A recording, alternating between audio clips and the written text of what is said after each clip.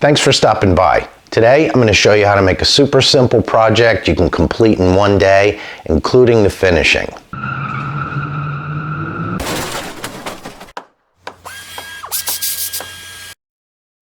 I know I'm going to get slammed in the comments for my pronunciation, but what I'm going to show you how to make today is a gnocchi or a cavadile or a cavatelli board.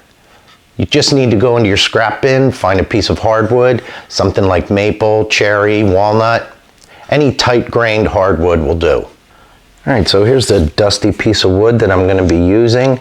And when I finish, it's probably going to only be about 4.5 inches wide and maybe 9 or 10 inches long.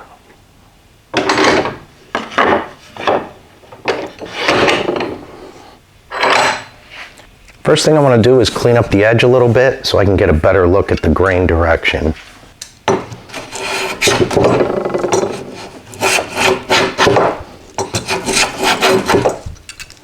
And hopefully this shows up on camera, but the grain is kind of going like this on the side.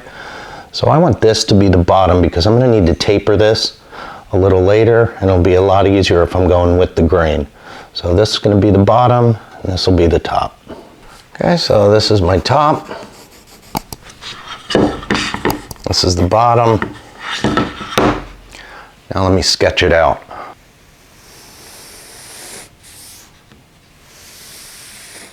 I'm just sketching out the working area of the board, and I'm going to make mine about 4.5 by 6, and then I'm going to put a handle here. It's not critical how big you make this, but about that size should be good. These little plastic French curves are great for stuff like this, especially if you're like me and you don't have much drawing ability. I'm just going to use those to try and come up with an idea. So here's what I came up with. All this is going to go away. I'll have a handle, and here's the working area.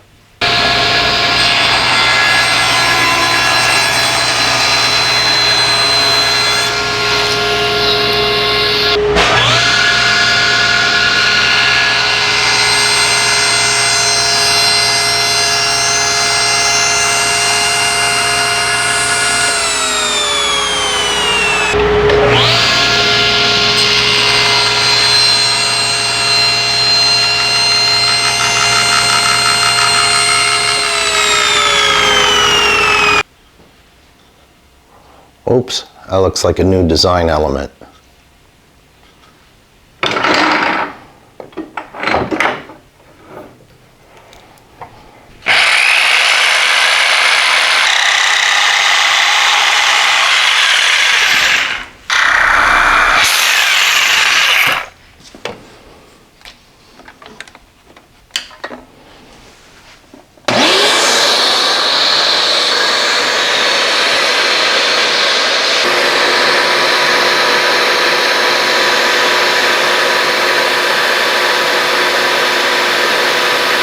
Now I'm going to take a 1/4 inch round over bit and take care of all these edges, make it a little bit easier to hold. You could do this with sandpaper or a file.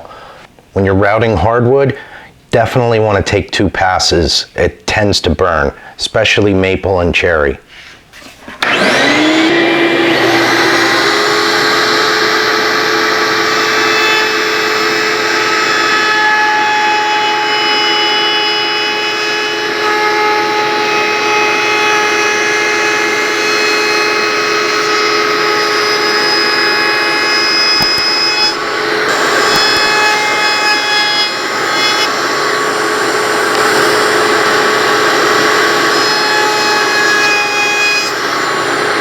And here you can see what I'm talking about with this. I'm going to raise the bit up a bit and just do a real quick pass and clean that all up.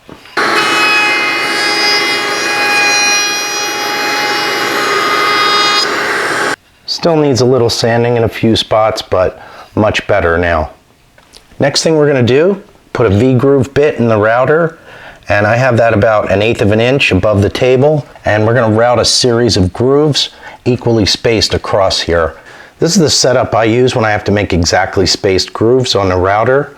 I use this thing here called the Incra jig, and I attach it to the back of my router fence, and I have my table saw fence clamped down in a specific spot. Doesn't really matter where. And then you can loosen this knob and you can move this over by 64ths of an inch and get exact spacing. This jig is really, really handy. Here's a little bit closer look at how this works. For what I'm doing here today, it doesn't really matter where you start. You can ignore this, that's for something else, but it has a ruler right here that's glued down, and I have it set at 2 inches, and I can loosen this knob, slide it over, say a 1/2 inch, lock it into these little grooves here and tighten it down. And if I need to go back to 2 inch, it's very easy to go exactly back to 2 inches because it falls into the grooves, and then you can lock it down. So this is going to allow me to make accurately spaced grooves. If you have it set to your table saw fence, or you have some other kind of way of measuring with your router, that would be really helpful to make this look better. All right, so I have my groove bit 1/8 of an inch above the table. I'm going to route my groove. I have a stop block clamped to my table, so it'll only go so far. And then I'll move the fence 1/8 of an inch at a time and see how that works out.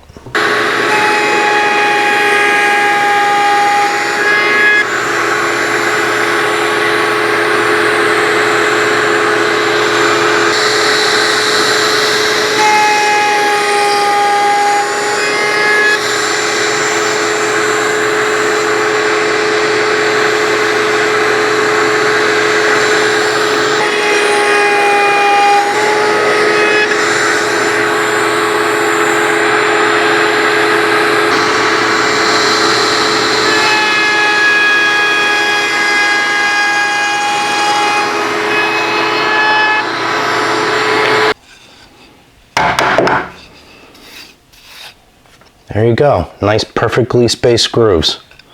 A little stringy, but we'll clean that up with some sandpaper.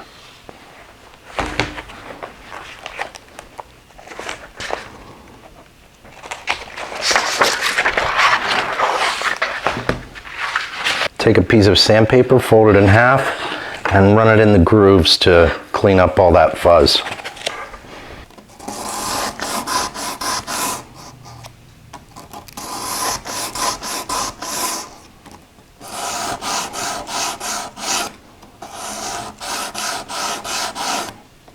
That looks pretty good. It's still a little sharp on top. Just gonna gently sand the top just a tiny bit to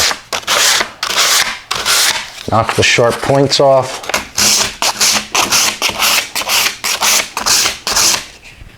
I'm gonna do a little more sanding. We have one more thing to do before we apply the finish.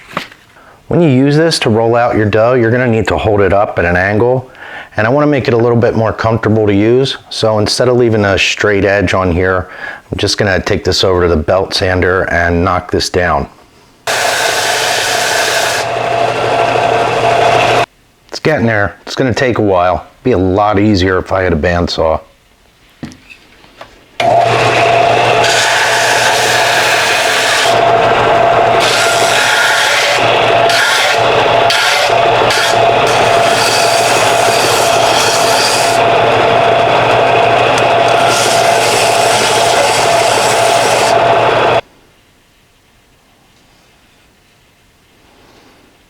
Once you have everything the way you want it, the finish we're going to use is intestinal lubricant, more commonly referred to as mineral oil. Don't let this disgusting looking bottle fool you. It's just been sitting around for years since the last cutting board I made. Anytime you make something out of wood and you're going to be using it in the kitchen, this is what you want to use, mineral oil. You don't have to buy anything fancy or more expensive. This is perfect. It's going to soak in just a little bit. The rest will rinse off, and occasionally you might need to put another coat on. Just let that soak in for a couple of hours, rinse it off with some hot water, and you're ready to make your gnocchi. And in case you don't know already, never put wooden utensils in the dishwasher, and you shouldn't let them soak in the sink. Just wash them off with soap and water, rinse them with hot water, and let them sit out to dry.